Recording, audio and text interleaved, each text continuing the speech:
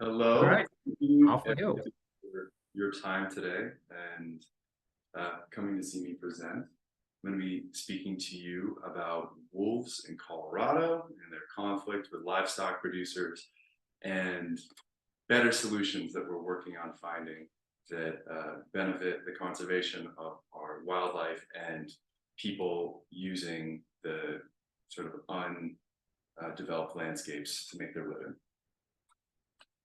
Okay, so camera traps, cooperation, and adaptive management to stem wolf depredations amidst elevated social conflict. A mouthful, but important for the nuance we're going to get into. Hi, I'm Tim Helming.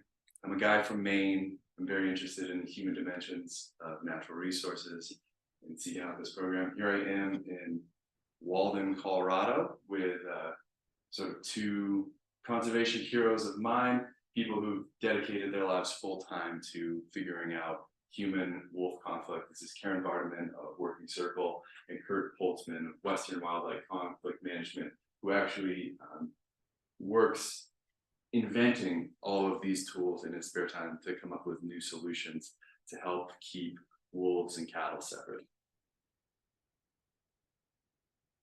Okay, so if you know me, you know about wolves. You've probably heard that wolves are returning to Colorado, both by natural dispersal and active reintroduction by the state government. And you know, this is a new dynamic. Historically, wolves have been eliminated from the landscape. We had a history where we basically removed all large predators from the Western United States, grizzly bears, wolves and whatnot, because they were mostly seen as a pest and in competition for livestock production. They were just eating into sort of human industry, and they needed to be gotten rid of. Then in the 1970s, we had the Endangered Species Act. There was a real shift in civilization here in the United States, thinking about protecting nature and sort of the last remnants and not totally erasing it and rebalancing the power. So today, wolves are listed as an endangered species. We're actively trying to restore them at the federal level and at the state level. And in Colorado, you know, we now have a wolf restoration and management plan, actively trying to establish a robust, self-sustaining population in the state, which is a sea change from the past. So one of the big things about how livestock production is done in the West that it relates to carnivores is that we basically managed conflict in the past by eliminating all large carnivores. We got rid of grizzly bears, we got rid of wolves, and basically got rid of the need for any sort of supervision over cattle, any sort of fencing. The whole landscape was optimized for beef production or wool production, and cattle were left unattended. In effect, it really changed the economics of meat production in this country, where you didn't need the intensive labor inputs and the intensive maintenance of like sort of superstructures, fencing and corrals and whatnot. And so in effect, when you got rid of wolves, we got rid of cowboys. And so beef production is done with much less people in these open areas. And also in the West, because of the semi-arid nature of the landscape and the wild variability and inclement weather, raising cattle in the West in these sort of sagebrush prairies and whatnot takes much more land, right? So you can't, it's not as intensive a agricultural process as it is in Kansas. There's not just like thick, lush, wet grass everywhere you eat. You actually need huge areas of land to raise beef, and you need elevation gradients where you work in sort of the valley bottoms, and then you'll drive your cattle up the slopes up elevation to raise them to production. And because of this need, you know, and the way the landscape's been managed, you know, cattle can't simply be raised just on private land. What is integral is public land, Forest Service, BLM, and crossing these different jurisdictions, right? And that whole system has been managed for open, predator-free grazing, which is important. So the major conservation threat to wolves to this day is human-wolf conflict, and that really is human-livestock conflict. Wolves really do not pose a threat to human beings at all. They don't attack people. They don't kill people. There are very few instances in recorded history of wolves attacking or harming human beings. But still, because of this sort of tradition that wolves are a pest, the belief that they attack and limit the cattle industry, that they eat up all of the sort of ungulate prey that we like to hunt, there are negative connotations, and we are in conflict. And often the perceived conflict far exceeds the real conflict, and it's the negative attitudes and this tradition of wolves as a pest that sort of influences the way they harm today. And so with that, the greatest threat continues to be lethal management and removal and a lack of tolerance. So there's a massive amount of like cryptic wolf poaching and killing that goes on. You know, hunters will opportunistically kill wolves. People on private land will kill wolves. People are just intolerant of their presence. And to this day, it limits the social acceptable numbers of the population. When wolves were reintroduced into the Yellowstone ecosystem in the West versus Montana and Idaho and whatnot, there was an arbitrary number of 150 wolves per state that was decided on as fully recovered by the government. This is far from a full ecological recovery or for full genetic diversity, which is, it's about 10 breeding pairs per state. And at their current levels, I believe there's been a 50% genetic loss of diversity from pre-extirpation levels, and wolf populations in the United States in the West are about 1% of what they were. So they're far from carrying capacity, and they're very far from a robust genetic population that can withstand climate changes and insults and different things. So really, for us, yes, wolves exist out there. Yes, they're not necessarily in danger of being going extinct this year, but we are trying to manage the species better so that we have large, interconnected wild spaces in this country and healthy wolf populations. Whether you believe wolves should be here or not is another question, but if you believe in biodiversity, it is a good thing. So this is just what I was talking again. Only 100 animals per state, which has nothing to do with any science or biology or ecology. That was an arbitrary number that was decided was most palatable to these states who were being forced to reintroduce wolves.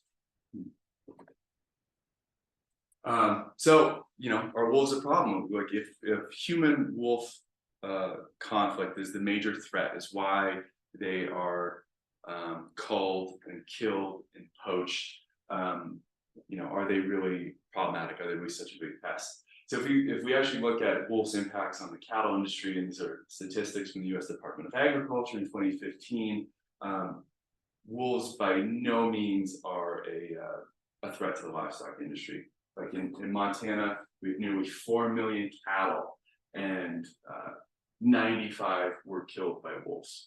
And then calves too, more susceptible, more calves die and whatnot. So out of 55,660 total calf losses in the 2015 year, 812 were lost to wolves. So it's a minuscule percentage. This is not something that's really having any impact on the success.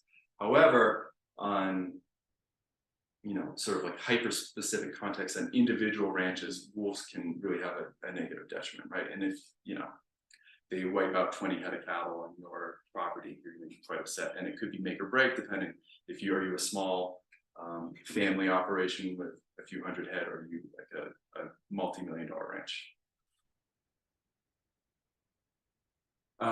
So there's just some numbers for comparison too. So Montana 2019 lost 37,000 head of cattle to weather-related causes compared to 41 cattle lost to wolves. So there's something else going on here when the 37,000 doesn't make the news, but the 41 does. There's an outsized impact. Wolf depredation looms large in people's minds, and we'll get into that. So ideally, what we'd like to see with conservation is space sharing, and this is something that already happens. Our livestock producers here in the West, have been called the keystone species. They hold open land, they provide habitat for wildlife, and they interconnect like sort of government, public land, their private property. So there's habitat connectivity that populations can interact, and we can have larger and more biodiverse landscapes or whatnot. With large predators returning, not only do we critically need increased tolerance and acceptance for wolves, because they need this space to have robust populations. Interactions are also inevitable, right? We have a few fences, they can jump over them. They're highly agile species. They're in the mountains, they're in the plains, they're moving wherever there's prey, there's habitat and whatnot. And interactions with livestock are unavoidable. So what we're trying to do is find a way to share space, to modify the system so that there are less livestock conflicts. So yeah, we're really seeing that depredations are a undesirable outcome in this system, right? That's when these two animals meet, and under a certain circumstance, sometimes livestock is killed, and this is where these negative attitudes and this, human livelihoods are impacted. Wolves are threatened and persecuted, and we're trying to avoid this. And historically, the answer was that wolves and livestock were totally incompatible, and we managed the system by just eliminating all of them. Now we're trying to rebalance this interest for biodiversity, for our large mammals, our carnivores, bringing back, trying to find solutions to see if it works. So, what is hypothesized is coexistence. We're hoping to share that space, to have the landscape provide wildlife populations and to be able to be available for livestock. But coexistence isn't like a static state. It's imagined that it's going to take adaptation of human beings, adaptation of livestock, adaptation of wolves, and continual management on this process and inputs. Like there's always going to be conflict. We're trying to bring it to like the most minimal level, and we're trying to change the behavior of livestock producers so that they make their livestock less vulnerable to wolves, and we're going to try to affect the behavior of wolves so that they don't recognize these systems as the buffet or something that they want to interact with at all. But what's key here is that it's going to take a lot of cooperation. Before, where the system was sort of optimized for livestock production and livestock producers were very autonomous in the system, now we're going to have collaboration with agencies and wildlife agencies, and there's going to be a lot more ongoing effort that should never end to establish the state of coexistence. So the solutions that we're trying to do to modify this system to avoid livestock conflict, fall into several different categories. Increased guarding, bringing back those cowboys that we got rid of because we didn't need them because of carnivores. Livestock guardian dogs, enclosures, scare devices, sterilization. So these are just to familiarize you with some of the categories of these tools or whatnot. The green bars on this chart are all positive effects by the tool, as in the reduction of possible livestock depredations. So, if you go all the way to 0-0 with visual and auditory sense, that means it was 100% effective right now. And then, counter, if you put your sheep in an enclosure and you have leopards like to crawl on the rooftops, and you're just actually putting them on a dinner plate for them. So it's very correlated negative. So yeah, this is a behavior change campaign. We're trying to get these people to change the way they raise livestock in the West and adopt new tools and practices. I guess what could be said is like there's a pause here about like our own priorities and should we be trying to push these people in a different direction with such a campaign. And I would say I follow the school of libertarian paternalism here, where we've passed a law that wolves are supposed to be reintroduced, right? Legally, it's on their side. we're trying to do something to the benefit of livestock producers. We're trying to provide them tools that are going to help them protect their livelihoods and continue on. And we're going to try to make it a choice where they don't have to opt into it. It isn't the law to use these tools or to change the way they behave, but we're trying to push them in that direction and give them the options to do what they want. So again, with the history of elimination of wolves and in the system, livestock producers are unfamiliar with these conflict prevention tools and strategies and non-lethal ways of managing wolf conflict. And they don't prefer it, and they're not familiar with it. This chart is actually a survey of cattle producers in Sweden, and it's remarkably similar people's attitudes around the world towards wolf management. Basically, people can't get rid of them fast enough, they want to kill them. I think the only place in the world that I've heard is pro-wolf is a place in northern India where the shepherds manage their sheep 1/3 for themselves, 1/3 for disease, and 1/3 for the wolves, which I think is a bit excessive to feed wolves your sheep. But here, people very much believe in the effect of lethal removal, and they find it most desirable. And then, they may also believe some of these other strategies are effective, but they're less desirable. Yeah, we'll get into that because of things can be very costly and let effort and money and expense, and people just don't like to change. Like it is a big barrier, and that kind of brings us into sort of the inequity of like wildlife conflict.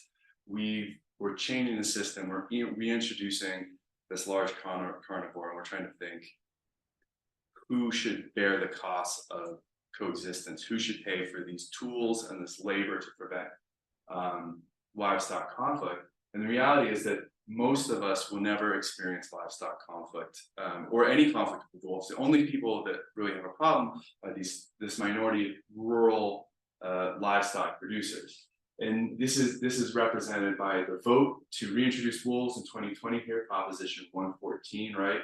The different counties in Colorado, and the circle size represents the population size in the center, right? So huge support for wolves with these green circles in the Front Range here in these major populated areas, but these small red dots are these rural livestock producing areas that have to live with wolves and whatnot. So essentially, huge populations of people in the Front Range benefit from like the bequest value, from getting to watch wolves, from like realizing that they're back in our state and being proud of that, versus these small groups that have to deal with all of the costs of dealing with them and have to deal with the costs of implementing conflict prevention tools and whatnot. So it's an inequitable outcome, and we need to rebalance who pays for this, right?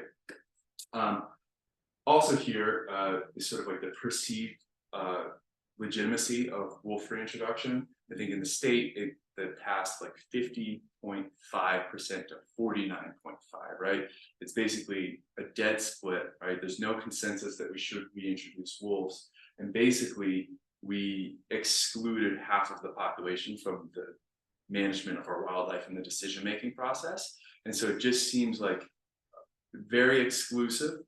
And because of that, because of the refusal to have these inputs from people into the management process, they basically perceived as illegitimate. And when processes are perceived as illegitimate, people disengage, they resist, and essentially with any natural resource issue and with wildlife, it's totally dependent on voluntary compliance, right? And who needs to affect these changes to get along with livestock? Who needs to like evolve conflict? Who needs to be the least tolerant of wolves? It's these people in these small circles who have to live with them.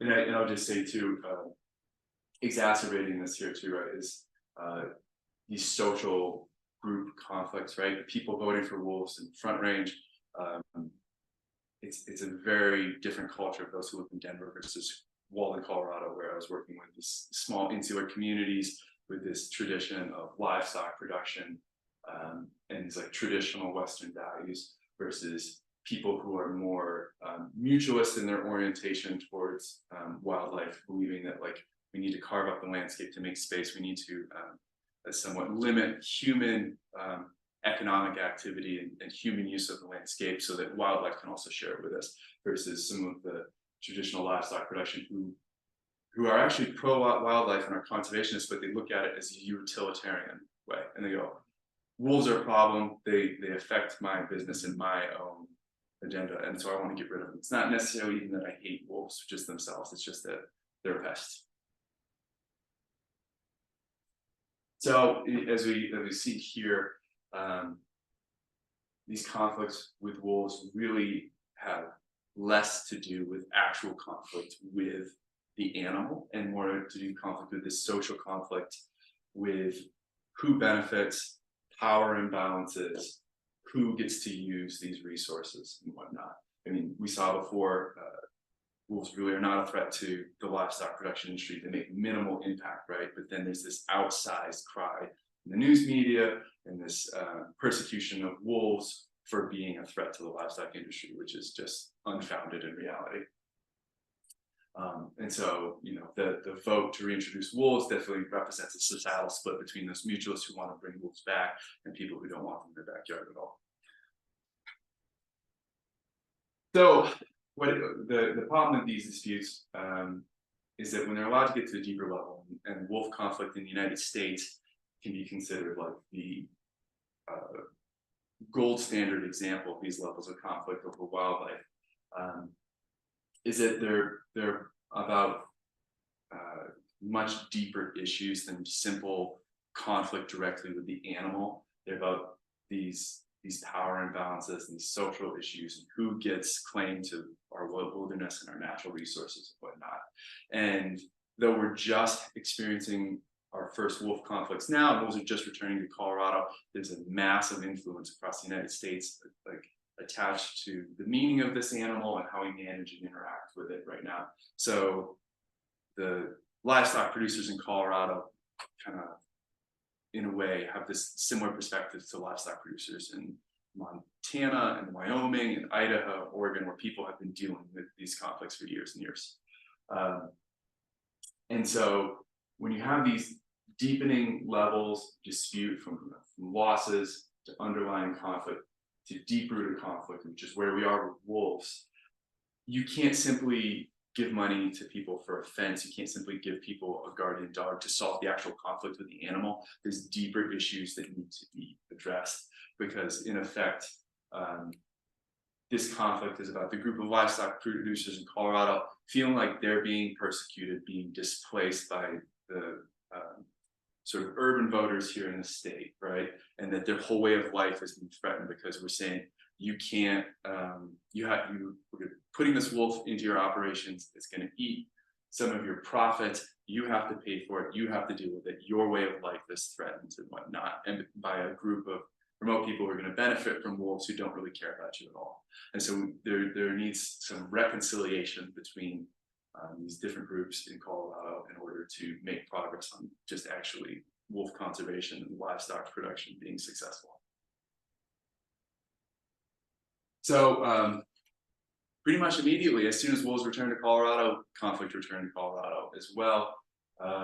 You know, we've had a couple dozen depredations on cattle and sheep and working dogs, and the vote to reintroduce wolves was just that. There was no plan or funding ahead of time to prepare this landscape for wolves and how to deal with them in a new way. Like, we're talking about new tools and strategies to avoid these conflicts. Well, there was no funding or sort of education done with the livestock producing community in Colorado, like in tandem or ahead of wolf reintroduction. So these wolves are being reintroduced into that open grazing system with minimal supervision and minimal inputs, and people that have no familiarity or expertise with alternative ways to manage conflict besides simply shooting a wolf, right?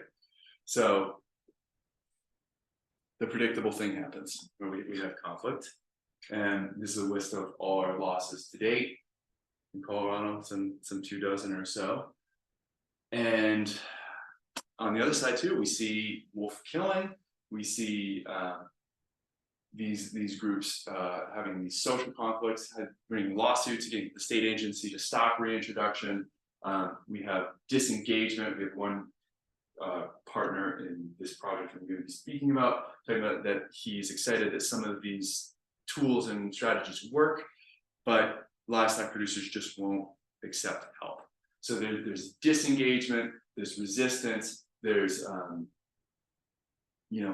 actual violent conflict that is in a way a refusal to comply with the law. So these wolves, both in Moffat County and then later in Jackson County, were lured over the state border into Wyoming, where wolves are designated pests that can be killed freely all years round. They were intentionally lured over the border to be shot.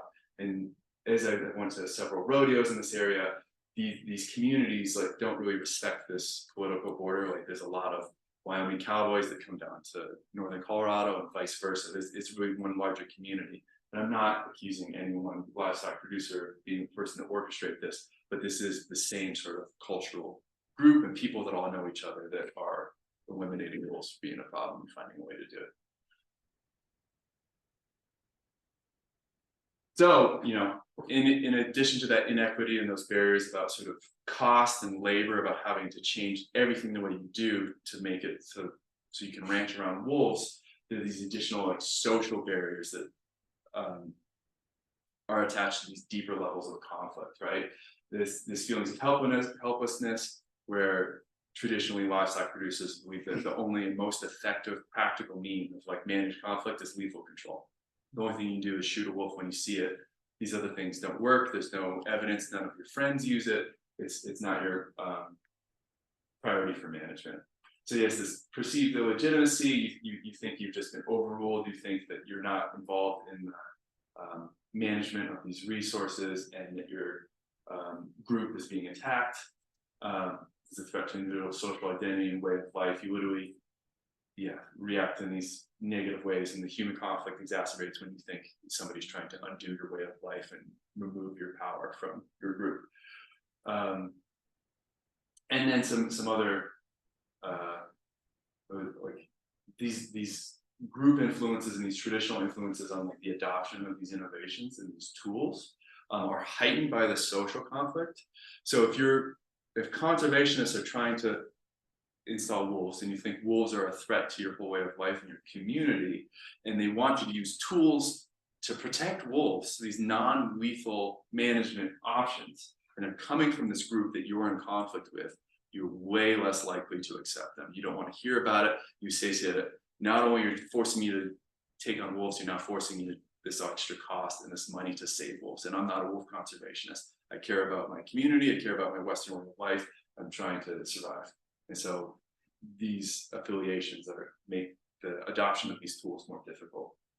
And then just from the studies of livestock producer adoptions of innovations, some great stuff coming here out of CSU here about how livestock producers in Colorado and the West adapt to sort of climate change and their grazing regimes and water regimes. And it's seen again and again that livestock producers do not engage with the science. They don't like scientists. They don't love conservationists, but they get their innovations and discuss their practices with their peers and whatnot from their own social group. So again, it doesn't quite sit well for somebody else to come from the outside and tell them what to do or how to do it. Okay, so if we're imagining coexistence in Colorado and we're trying to shift this system, we have to say these are 4 critical points that need to be established. And I'll actually say here, back up here, if we see something we've seen with this sort of resistance is compensation is absolutely required for livestock losses. It's like a form of respect and justice that we need to release people. But look at all these no claims submitted for the last group of depredations, and it's actually seen as a protest that across the West, compensation programs have been a failure, where livestock producers feel the burden of proving these incidents are too much. There's been disconnects with wildlife managers that they can't get to a farm fast enough to basically do a crime scene investigation and determine that it was killed by a wolf versus it just died of natural causes and whatnot. And they just feel wholly disrespected. And so it's a sort of a form of protest to not file compensation claims, but it's totally necessary as part of the package to address justice in the system. So yes, there needs to be compensation for wolf damage. We do have that in the state now. We need to funnel support for material, labor, and expertise to apply these non-lethal strategies. We've got that, and in the past, again, in other states, it's been made available, but people haven't elected to accept these funds or materials because these are other social conflicts associated with it, and sort of social acceptability of engaging with these sort of like conservation-based tools. So we need to cover the money in every which way, but that's still not enough. And so we need this more intensive form of engagement to get this adoption of these tools. So as we've seen in sort of like conflict transformation, wildlife and conservation issues, they need to be brought back into the decision-making and power sharing of like management in place. So that vote excluded them. Instead, we now need to seek them out and ask them, what works for you? How do you do this? And it needs to be done in a meaningful, committed way that's like very intensive over a long period of time. We need to build relationships back with these people to be able to find common ground solutions. So this is from Matt and Quinn. They've taking elements of peace studies and bringing it into the conservation world, right? And this is been a big point in this human-human conflict associated with human-wildlife conflict. And it's the conflict intervention triangle, relationships, process, and stuff. It's like, it's so important how you engage with people, that you do it in the long term, chronically, in a meaningful way, versus just dropping off some fencing for them or giving some money or saying, hey, we have a grant for you if you want it, you can show up and do it. Instead, you need to go listen to these people, you need to go engage them in the management decision process, you need to see what works for them and steward the system as partners. And that brings us to pilot conflict prevention tool partnership here, okay? Which mirrors this new, more intensive way of engagement, right? So we're trying to get these tools out on the landscape, and there's been a huge effort to work with these people personally over a long period of time to trial these things and get them out there. So the partners, there's a whole rigmarole. Like I said before, the system was not prepared for wolves, even though we voted to reintroduce them. And so along with that, there was no funding dedicated to these conflict prevention tools or the S application of this process. So there's quite the shuffle going on between all these partners to affect this process. So as I said before here, the tool we're first trying and where you get to is called turboflagry. I'll explain that in a second. It's a string of flags that wolves find as an adverse stimuli that they will not cross for certain periods of time, right? It's very particularly well suited to dealing with calving in the spring and summer over a limited period of time. So, and it's been measured to be very effective. So we're trying to help these guys. This is a great first tool to try, and it's very effective. We're trying to get that in place. So to get that done, Colorado Parks and Wildlife had no funding, and they're not allowed to solicit funding to buy these tools and support. So Defenders of Wildlife purchased all the materials for the flagry. The Center for Human Carnivore Coexistence purchased game trail cameras to be deployed. Colorado Parks and Wildlife is handling the labor and the expertise of the ones installing these things. And the North Park Stock Growers Association is a group of livestock producers in Northern Colorado that have experienced some depredations that we're working with to try out these tools, make this transition towards coexistence. Working Circle is another nonprofit that's been working in the North Park area. It's been critical, again, doing sort of long-term conservation, spending a couple of years in the community, actually just riding the range with these folks, managing cattle, and they're using their expertise for wolf behavior and reading the landscape to sort of like work with the ranchers to lessen the risk and whatnot. But it's been they're been focused on sort of like ranching success first. They're not coming in as a conservation organization, they're coming in as a partner with these livestock producers. So here's North Park, Colorado. These were some of the first depredations from naturally migrating wolves occurred, right? We're right in north central Colorado on the Wyoming border. It's about 1 million acres of very productive sagebrush prairie and grassland, about 8,000 feet between these mountains. You have all these rivers, you have all this water. It's a very productive ecosystem. It's one of the like North, Middle, and South Park in Colorado, these big traditional areas called parks because they were so good for raising livestock and whatnot, right? There's a mix of ownership between BLM and private and Forest Service and whatnot, a lot of conservation areas. And that's that mixed habitat where these livestock are being raised across these different ownership and land types. There's about 1,200 people that live in the community. It's pretty small. A lot of these people can trace their history back to like the first early settlers about 150 years ago. It's very rural, it's large areas of livestock, it's traditional Western ranching values, and it's a very wild place. Okay, so here we are. These were the tools in the process.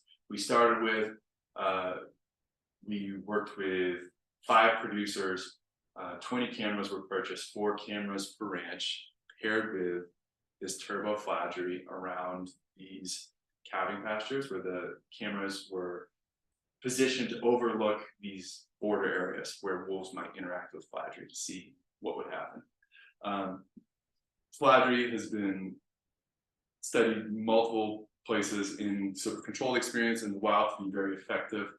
It is seen to be only effective for 60 to 90 days. It's really time limited. At that point, wolves sort of lose their aversion to it. They get over it. It's just a string with flags. They'll jump over it. So it's amazing that it even works at all, but it seems to repeatedly work again and again. I will say, as demonstrated here, flagery is kind of the worst. It falls down all the time. It loses its electrical charge. You have to raise and lower it with the different snow levels and whatnot, because it only is effective at a certain height if it's standing, if the flags are going. So it's one of the best tools we have. It's the most effective, but also it's the most intensive to sort of maintain and manage and be on top of it. And you have to be very tight with the time frames, because if you leave it out for 3 or 4 months, it loses the magic with that group of wolves, and then it's not going to work at all in the system, right? So works great, requires a lot of labor. These guys need some help installing and using it. So as I was shopping around for a graduate project and I was asking people about things to get involved with, they said, what about this power conflict prevention partnership? What about these photos and these game cameras? Why are we doing this? And I didn't know. I had to figure that out. I went into it with the assumption that these photos were valuable for public, like about inferences about the system, about the way wolves were interacting, about wildlife.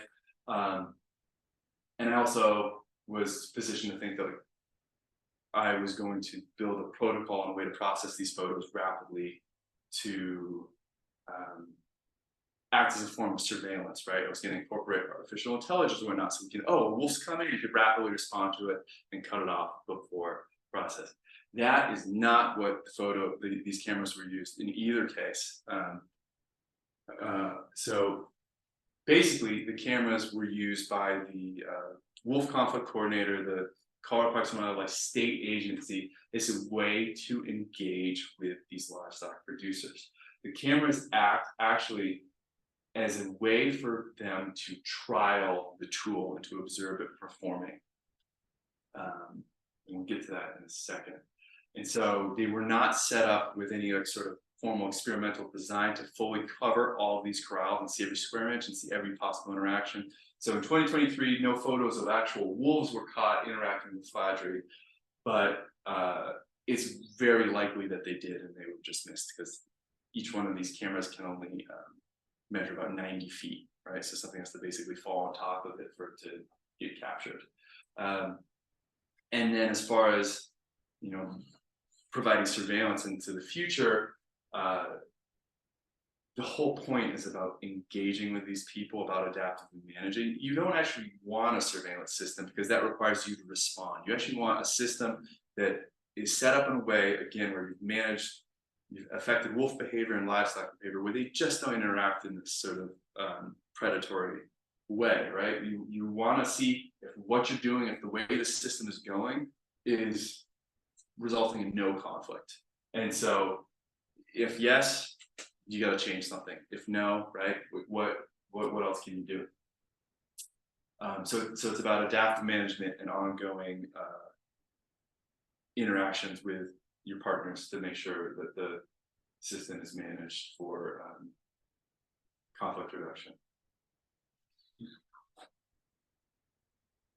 Okay, so what did I even do? How did I even help this project out?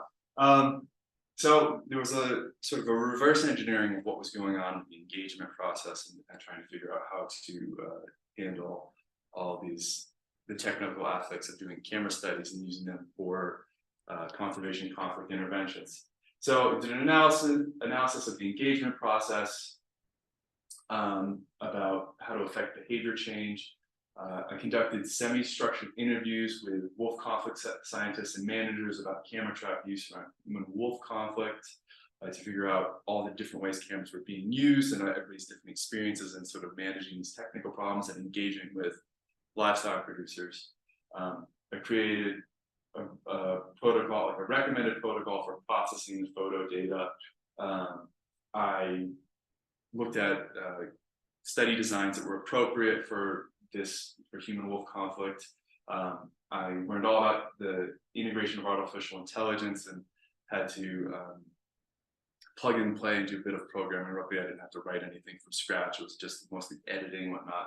But these object detection models are sort of like very much still in the realm of computer scientists. They're not sort of widely available and easily accessible yet. You really need to sort of do some work tailoring it to this application. Published all of these things in an after-action review that you can read if you need to fall asleep. And then I read a whole lot. I got my Zotero membership. So I did literature reviews of human-wildlife conflict, peace studies, wolf ecology, non-lethal conflict prevention tools, rural Western values, decision-making, behavior change and conversation, social identity theory, artificial intelligence, camera trap design, camera trap applications, adaptive management, a lot of stuff. So again, just what I can already said, these cameras were not set up for scientific study. They were not for surveillance for preemptive action. These were assumptions I had made coming into the project. I thought that's what I was working on, but it's actually more about this process of engagement and the adaptive management about how to make the system just less susceptible to conflict. The camera traps are for this behavior change. I guess I'll talk about that in a little bit. And I was sort of tasked with recouping scientifically valid data because that was the assumption, and then sort of on analysis of really thinking deeply about how these cameras were applied and comparing them to like the best uses for scientific experimental design of cameras. It just didn't work out. Like, yeah, the data provided by them were just not robust enough to make any claims about the system or animals. So the experience of the wolf conflict coordinator, when we first were setting up this project, the Center for Human Carnivore Coexistence wanted to provide aid to livestock producers. And they went to the conflict coordinator and they said, what do you need? What's the most valuable thing for your engagement with these guys? And he goes, I need cameras. And we're like, well, why do you need cameras? Like, for surveillance or whatever? And he found that from a previous effort in Montana, that when you're specifically working with livestock producers with the spladry around corrals, things for some reason go so much better when you have cameras pointed at them. And they really encourage livestock producers to engage in learning this new tool, about sort of thinking proactively about how to modify the system so that conflict is less likely, and they get to observe this tool in the wild and see if it works for them, right? So, and then another similar study that was done out in California was with coyotes and fox lights. There's one, our own Veronica Jovovich out of the new faculty here worked on this.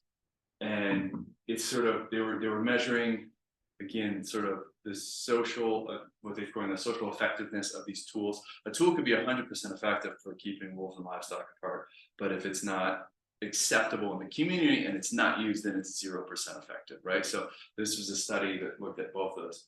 The thing that really stood out to me from this study that I wanted to talk about is they paired camera traps with these lights that came on with motion sensors and worked on sort of random patterns to see if that kept coyotes away from sheep pastures and whatnot. The science basically found that was inconclusive, basically that the lights didn't really work at all and kind of had no effect. But after the experiment, all of the livestock producers that they were working with also were like, yeah, I don't really care about the science. You're telling me it doesn't work. I like them and I'm going to keep using them. And I like the way we're engaged. And you don't know what you're talking about, but I'm going to figure out how they work. So there's something that happens with this intensive form of like collaborative stewardship of what people are trying about like this buy-in process about non-lethal conflict prevention that people sort of grab onto. So yeah, we're trying to change this group of people to like believe in these tools and to trial these things, and we found some ways to come together and work on this and do it together. Just these are some theories from social psychology and behavior change. We've talked in the past that values are these like deeply rooted, unchangeable core beliefs that sort of inform the way we work and that are attached to our social identity. And we think that values inform our attitudes and inform our behavior. So we think that like traditional Western values, you know, are primarily focused on sort of the utilitarian use of the landscape. They have negative attitudes for wolves, and then their behaviors so they can persecute wolves or be intolerant of them. Well, it turns out that you can actually modify behavior without changing people's values, and you can actually get them to act a little differently. So focusing on behavior change is a great way. You don't need to turn people into wolf lovers or to radically change their values to actually affect this system of coexistence. Exposure theory.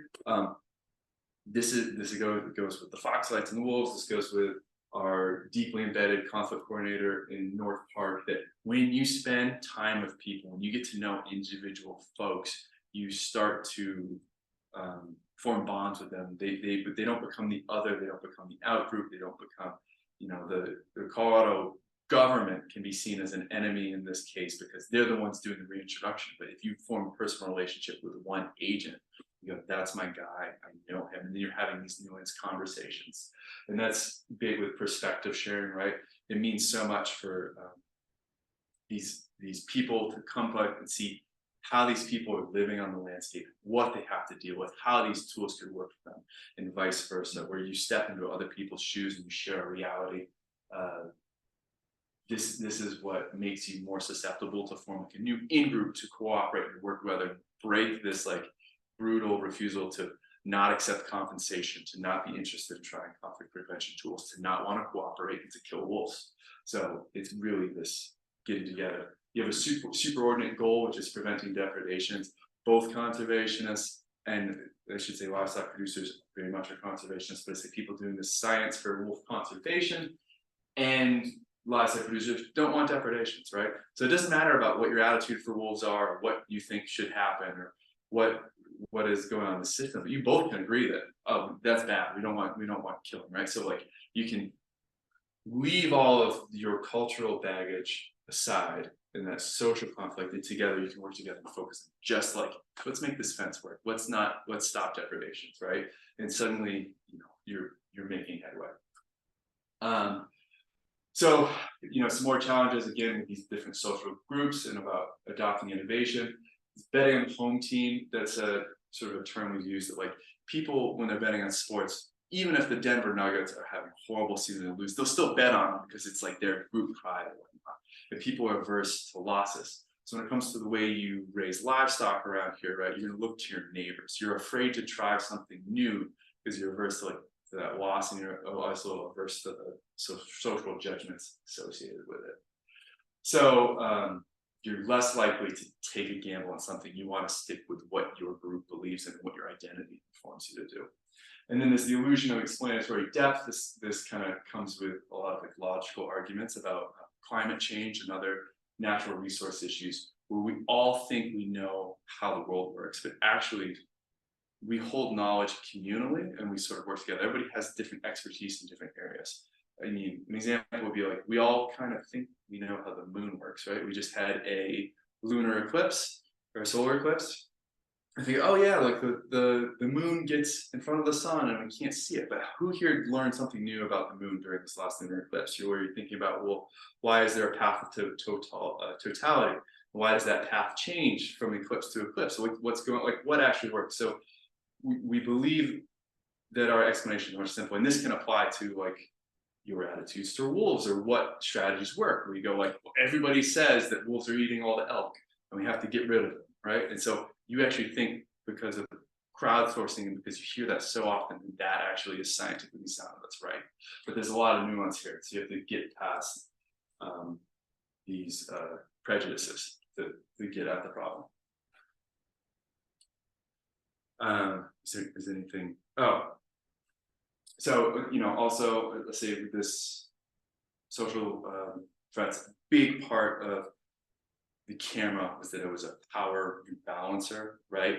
So instead of like empowered state agents or scientists coming in and telling you, hey, this tool works, you have to use it, this is the way to do things, the cameras were an objective way for people to just see what works, right? It removes the power imbalance of people directing you and telling you what you should do, and allows people to replace that with individual experience and see what works for them. And that removes the influence of the groups of what is an acceptable tool, and that removes the power dynamic between outside people coming in telling you what to do, and you get to again work on the superordinate goal of preventing depredations by sort of managing that tool to see if it works for you.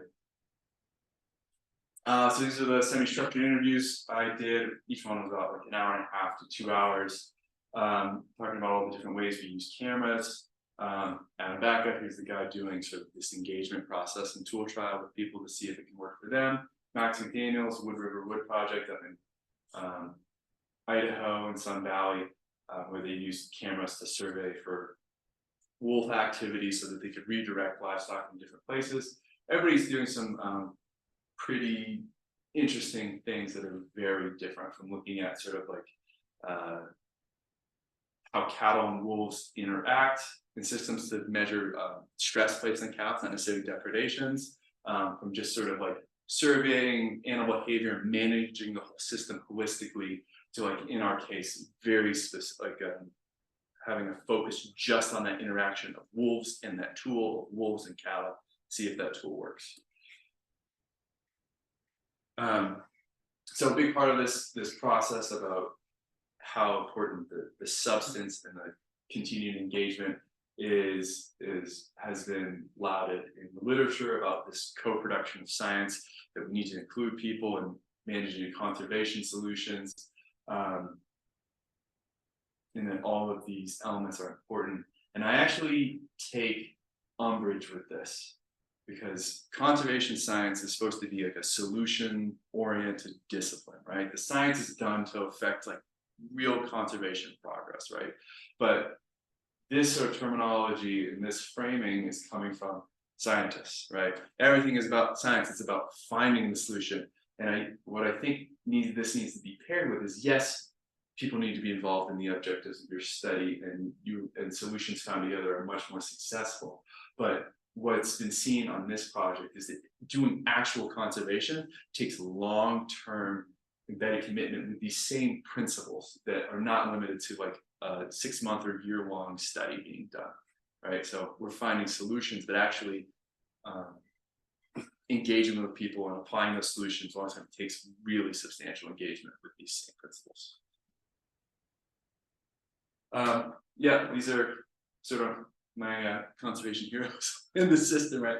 We have the wolf conflict coordinator, and we have Karen Bartman from Working Circle. But what's so remarkable about this story is that both these people spent over 2 years living in Walden, Colorado, ahead of wolf reintroduction, building the community. When they both arrived, people had pitchforks and wanted to run them out of town. And now they invite them to their dinner table, right? So really just spending a lot of time. Adam, I think, coached the local wrestling team, and Karen goes out on the and like puts the cattle out, brings them back in, basically works as an extra ranch hand for free, just building these relationships with these people to talk to them about what's going to work for them, about sharing these perspectives about overcoming these issues, and really listening to these folks to understand what's going on, and just spending the time to build relationships. There's nothing more important in this whole process is the time and the commitment. So I put all my insights about cameras and the technical aspects and how they should be used around wolf-human conflict into this big report. So originally, when I thought about dealing with, when I was sort of tasked with this project about getting the photos, I thought it was going to be about sort of helping to support the wolf conflict coordinator in this process by being able to process these photos more quickly and finding the results, right? Who's going to dig through these photos as fast as possible, find a wolf to let the rancher know that there's a wolf on his property, so that he can respond to it. And it turns out that with camera trap use, with studies, the burden of work is having to deal with the data management. It's pretty quick to put out the photos and manage them and check them, but you can get hundreds of thousands of millions of photos, and it can take you months to an entire year to process them all. So it can be the most costly and slow bit of the process. Things are rapidly improving. So I did a lot of research about finding different methodologies and softwares and study design and ways to manage these things more quickly, and have recommendations for all these steps. On this project in particular, dealing with Flattery, because it moves and photos get triggered every time. This movement, we had over 1 million photos, which would have just buried people. That would have been full-time work for 4 people for an entire year to get through if you had to manually sort each one. And manually, I did some of that. So just review this. These are some of the pictures of cameras with Flattery crowds and being set off by different human activity and whatnot. This just looks what the game cameras looks like. So I use software to sort of program artificial intelligence. The big improvement here with some of the software is that they have relational databases right now. So photos have metadata attached to their time and location, what camera it came from right now. And before, people had to type in every single one of these fields into Excel, and now they sort of auto-populate, you can manipulate them.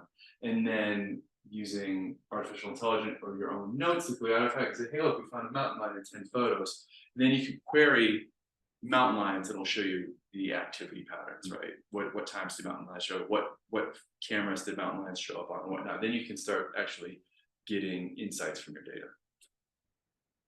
So this is just an example of some of the artificial intelligence object detection models I sort of incorporated into this thing. So after the calving season in the spring Flattery, some of the cameras were taken and put out onto like the borders of some of these ranches. And right here, so this is to show you how crazy people are about wolves. On this ranch, right, there's a game trail where cattle were using regularly. There was tons of bears, tons of mountain lions. The livestock producer wasn't worried about it. He wasn't even aware. And on the same ranch, I think at the end of the season after turnout, the guy was missing over 30 head of cattle and didn't bat an eye at it. He goes, oh, that's just normal. Like they fall in ditches and they eat poisonous plants and then they die and whatever. But like, didn't even think about wolves. But if you found one cow that gets killed by a wolf, there's a meltdown. This is just a consideration of like how you deploy these cameras and sort of like the coverage of the system and what you get to use about it, right? So just like an example, if you just have 4 of these little cones that aren't kept standard, right? Your sort of probability of detection and the inference you can make about the whole system is really, right? So like on this system, on this project, cameras were rushed into the field to this guy to work with these people as a process of engagement. A sampling design wasn't set up to like fully measure the tool performance in the whole system. If we'd done that, we would have had 30 or 50 cameras that covered the whole fence line and the whole area around all corrals, so that you could know you captured everything, and then you could talk about like what actually happened. Yeah, this is just sort of the different sort of state variables you can measure with camera traps pertaining to wildlife. If you're trying to do occupancy, sort of about the concentration of wildlife in an aviary, if you're looking for behavior patterns, if you're doing diversity surveys, or if you're trying to measure behavior, which more closely aligns with us. We're very interested in how do wolves behave with the tool, how do they engage with livestock. So in thinking about like, this was used as a process of engagement, I was trying to think of how to recoup like some scientific value from this use of cameras and this project and the study of this human wolf conflict and trying to prevent conflict. In the literature, people are very focused on traditional scientific methods of looking at a tool and objectively modeling it with control to see how exactly effective it is, which is very useful and critical. It's how we know the flattery only works for 60 to 90 days and needs to be managed. However, we live in this complex social ecological system with all these factors. Every ranch is different. Wolves behave different pack to pack. There's different prey that interacts. There's different climate and whatnot. And then people, there's different attitudes and capacities on ranches for the way people interact. So instead of just keeping the tool just like in total control, we should be like measuring all of these conflict situations and all these attempts to deploy these tools, including all the complexity, including all these different dimensions. So don't try to control it. See what works and what doesn't work. Capture these cases. So what's great now is with these conflict coordinators, there's more funding coming down from the federal government, and states are investing in these people. They're working to work with ranchers and livestock producers to apply these tools. What should happen is give them cameras. We can facilitate this, where all of a sudden every project then becomes another case study, and we can look at these patterns to see what's the magic combination of ingredients that works, and why were there failures, why were there depredations happening. We can look for these commonalities. And this comes from the concept of exceptional responders that's used in sort of medicine and nutrition, and they're pushing it for conservation now, where yes, when you just try to measure like a clinical study of a drug with a certain dose with like a limited group of people, you miss sort of the bigger picture, right? When you actually look for these like exceptional cases, or you look at these things happening in the real world, you're gonna find relationships or demographics where like certain treatments just work better, and that treatment can then be analyzed to see like, what about this combination of things is working, and then that can be extrapolated as a useful, more universal rule, right? So instead of just looking at, who cares if in a fenced-in enclosure wolves will cross boundary after 60 days. We actually care if it works in the real world. So we need to look at those cases where it works and where it doesn't work, and there should be more effort put into it. And with this process of refinement of like camera trapping, right? In the past, it would take a whole year to go through all these photos. It was a huge effort. It was very laborious. Now with these efficiencies being introduced, you can build a protocol where maybe it's like a lot easier just to throw cameras out there, look at the case and see what's working and not working, and then compare them across all of Colorado or all the country, sort of building a clearinghouse of sort of like crowdsource solution finding. This is just more of the chain of finding these exceptional responders. So reflections about this whole process. I learned a whole lot, got involved, I talked to a lot of cool people. There was, some challenges working with all these partners, that everybody wanted something different, right?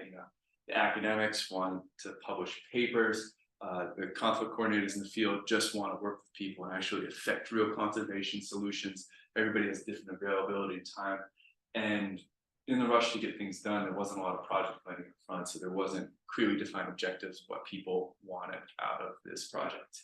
And so, I shouldn't have spread my net so wide. I shouldn't have gotten involved so much. I should have just chosen one thing and just got it done.